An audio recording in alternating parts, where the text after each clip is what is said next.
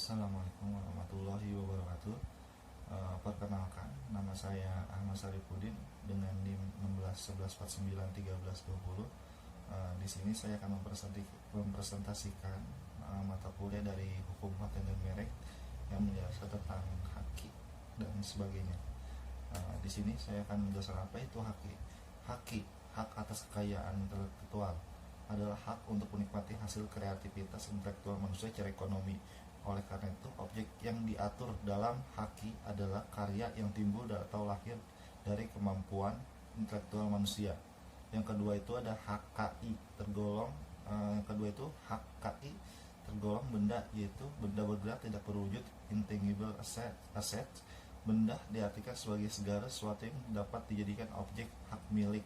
Sebagai benda, sifat-sifat hak kebendaan melekat juga pada haki. Salah satu adalah dapat dialihkan kepada pihak lain. Perjanjian yang ketiga itu ada perjanjian lisensi, dapat bersifat eksklusif atau non-eksklusif. Dengan lisensi yang bersifat eksklusif, pemberi lisensi hanya memberikan lisensi kepada satu penerima lisensi. Sedangkan dengan lisensi yang non-eksklusif, pemberi lisensi memberikan lisensi kepada beberapa penerima lisensi. Yang kedua itu adalah ruang lingkup haki. Yang pertama itu merek, Undang-Undang Nomor 15 Tahun 2002. Yang kedua itu desain industri, Undang-Undang Nomor 31 Tahun 2000. Yang ketiga itu paten, Undang-Undang Nomor 14 Tahun 2001. Yang keempat itu hak cipta, Undang-Undang Nomor 19 Tahun 2002. Yang kelima itu hak kekayaan intelektual. Yang keenam perlindungan varietas tanaman, UU Nomor 32 Tahun 2000. Yang ketujuh, desain tata letak sirkuit terpadu, Undang-Undang Nomor 32 Tahun 2000. Yang ke-8 itu rahasia dagang, Undang-Undang Nomor 30 Tahun 2000. Prinsip pengaturan hak cipta. Yang pertama itu yang dilindungi hak cipta adalah ide yang terwujud, artinya perlindungan hukum hak cipta diberikan apabila karya cipta telah melalui proses konkretisasi dan asli menunjukkan identitas penciptanya. Yang kedua, hak cipta timbul dengan sendirinya, otomatis, artinya hak cipta diberi perlindungan sejak kali pertama dipublikasikan. Hal itu sejalan dengan stelsel yang digunakan dalam hak cipta, yaitu deklaratif. Yang ketiga, ciptaan tidak perlu didaftarkan untuk memperoleh hak cipta. Yang keempat, hak cipta sebagai suatu ciptaan merupakan hak kekayaan, hak yang diakui hukum yang harus dipisahkan dan harus dibedakan dalam penguasaan fisik ciptaan.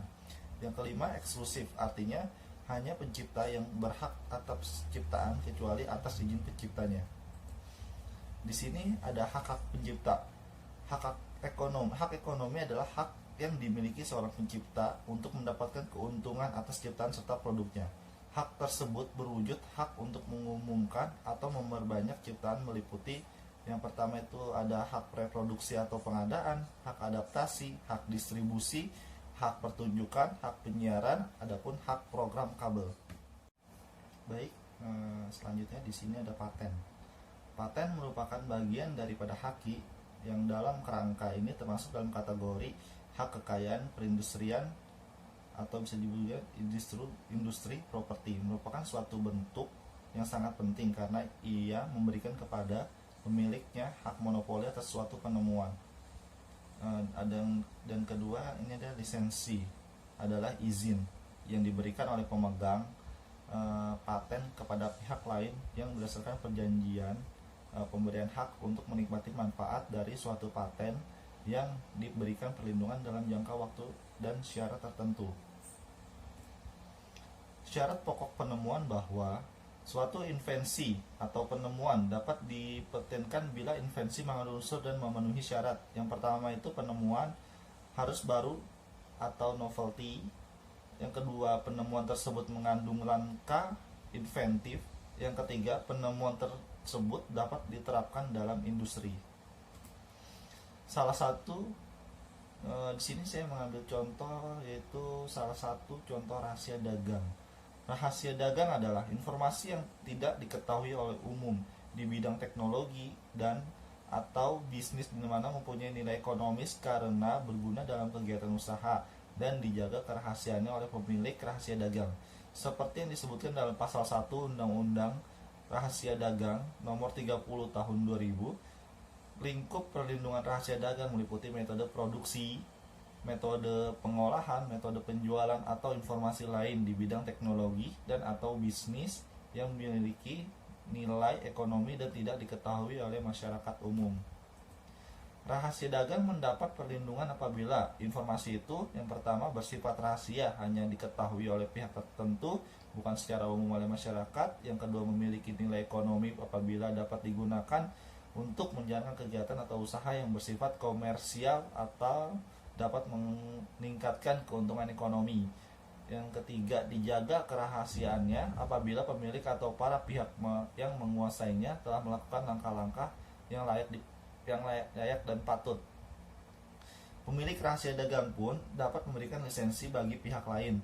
Yang dimaksud dengan lisensi adalah izin yang diberikan hak kepada pihak lain melalui suatu perjanjian berdasarkan pada pemberian hak, bukan pengalihan hak, untuk menikmati manfaat ekonomi dari suatu rahasia dagang yang diberikan perlindungan pada jangka waktu tertentu dan syarat tertentu. Tidak dianggap sebagai pelanggaran karena rahasia dagang apabila yang pertama mengungkap untuk kepentingan hankam, kesehatan, keselamatan masyarakat. Yang kedua, rekayasa ulang atas produk yang dihasilkan untuk penggunaan rahasia dagang milik orang lain yang dilakukan semata-mata untuk kepentingan pengembangan lebih lanjut produk yang bersangkutan. Rahasia dagang memperoleh perlindungan. Kebutuhan akan perlindungan hukum terhadap rahasia dagang sesuai pula dengan salah satu ketentuan Agreement on Trade-related Aspects of Intellectual Property Right, persetujuan TRIPS, yang merupakan lampiran dari Agreement Establishing the World Trade Organization on Trade Organization, persetujuan pembentuk organisasi perdagangan dunia, sebagaimana telah diklarifikasi oleh Indonesia dengan UU nomor 7 tahun 1994. Untuk pengelola administrasi rahasia dagang, pada saat ini di pemerintah menunjukkan Departemen Kehakiman dan Hak Asasi Manusia, Direktorat Jenderal Hak atas Kekayaan Intelektual untuk melakukan pelayanan di bidang hak untuk kekayaan intelektual. Undang-Undang Rahasia Dagang nomor 30 tahun 2000 memberikan lingkup perlindungan rahasia dagang, yaitu meliputi metode produksi, metode pengolahan, metode penjualan, atau informasi lain di bidang teknologi atau bisnis memiliki nilai ekonomi dan tidak diketahui oleh masyarakat umum. Suatu rahasia dagang akan mendapatkan perlindungan apabila informasi tersebut sejatinya bersifat rahasia, mempunyai nilai ekonomi, dan dijaga kerahasiaannya melalui upaya-upaya sebagaimana mestinya. Sifat rahasia maksudnya bahwa informasi tersebut hanya diketahui oleh pihak tertentu atau tidak diketahui secara umum oleh masyarakat. Yang kedua, mempunyai nilai ekonomi, maksudnya bahwa sifat kerahasiaan informasi tersebut dapat digunakan untuk menjalankan kegiatan usaha yang bersifat komersial atau dapat meningkatkan keuntungan secara ekonomi. Yang ketiga, informasi dianggap dijaga kerahasiaannya apabila pemilik atau para pihak yang menguasainya telah melakukan langkah-langkah yang layak dan patut. Dalam ranah haki, pada dasarnya perlindungan berintikan pengakuan terhadap hak atas kekayaan dan hak untuk menikmati kekayaan itu dalam waktu tertentu. Artinya, selama waktu tertentu pemilik atau pemegang hak atas haki dapat mengizinkan atau melarang untuk mengetahui atau memperluaskan informasi rahasia dagang. Pelanggaran rahasia dagang terjadi apabila seorang dengan sengaja mengungkapkan rahasia dagang, mengingkari kesepakatan atau mengingkari kewajiban tertulis atau tidak tertulis untuk menjaga rahasia dagang yang bersangkutan. Untuk mengatasi adanya pelanggaran tersebut, maka amat diperlukan perlindungan hukum bagi pemilik dan atau pemegang haki yang bersangkutan. Undang-Undang Rahasia Dagang di Indonesia. Indonesia kini telah memiliki pengaturan tentang rahasia dagang tertuang dalam Undang-Undang Nomor 30 Tahun 2000 tentang rahasia dagang. Selanjutnya disebut Undang-Undang Rahasia Dagang yang telah diundang pemerintah pada tanggal 20 Desember tahun 2000. Undang-undang ini dibuat dalam rangka memajukan industri yang mampu bersaing dalam lingkup perdagangan nasional dan internasional, di mana diperlukan adanya jaminan perlindungan terhadap rahasia dagang terutama dari tindakan persaingan curang.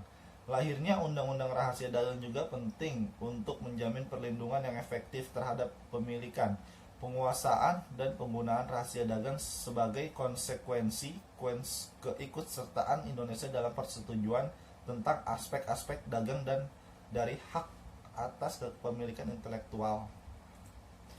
Pasal 1 angka 21 angka 2 Undang-Undang Rahasia Dagang menyatakan bahwa hak rahasia dagang adalah hak atas rahasia dagang yang timbul berdasarkan Undang-Undang Rahasia Dagang ini. Yang kedua itu Undang-Undang Rahasia Dagang dalam pasal 5 ayat 1 menyebutkan bahwa peristiwa-peristiwa hukum yang dapat mengakibatkan beralihnya hak rahasia dagang, pengalihan rahasia dagang dapat dilakukan melalui proses pewarisan, hibah, wasiat, perjanjian tertulis atau sebab-sebab lain yang dibenarkan oleh masyarakat peraturan perundang-undangan. Hal ini penting mengingat aspek yang dijangkau begitu luas dan pelik. Selain untuk menjaga kepentingan masing-masing pihak yang mengadakan perjanjian pengalihan hak atas rahasia dagang tersebut, pengalihan hak rahasia dagang yang disebabkan oleh sebab-sebab lain yang dibenarkan oleh peraturan perundang-undangan dapat dijelaskan di sini, misalnya putusan pengadilan yang menyangkut kepailitan. Kesimpulannya, yang pertama itu dalam ranah haki pada dasarnya perlindungan berintikan pengakuan terhadap hak atas kekayaan dan hak untuk menikmati kekayaan itu dalam waktu tertentu. Artinya selama waktu tertentu pemilik atau pemegang hak atas haki dapat mengizinkan atau melarang untuk mengetahui dan menyebarluaskan informasi. Yang kedua itu apabila seorang merasa pihak lain telah melanggar hak rahasia dagang yang dimilikinya, maka ia sebagai pemegang hak rahasia dagang atau pihak lain sebagai penerima lisensi dapat menggugat. Yang ketiga itu gugatan yang kita ajukan dapat berupa gugatan ganti rugi atau penghentian semua perbuatan. Cukup sekian presentasi saya tentang hukum paten dan merek. Kurang lebihnya saya mohon maaf. Wassalamualaikum warahmatullahi wabarakatuh.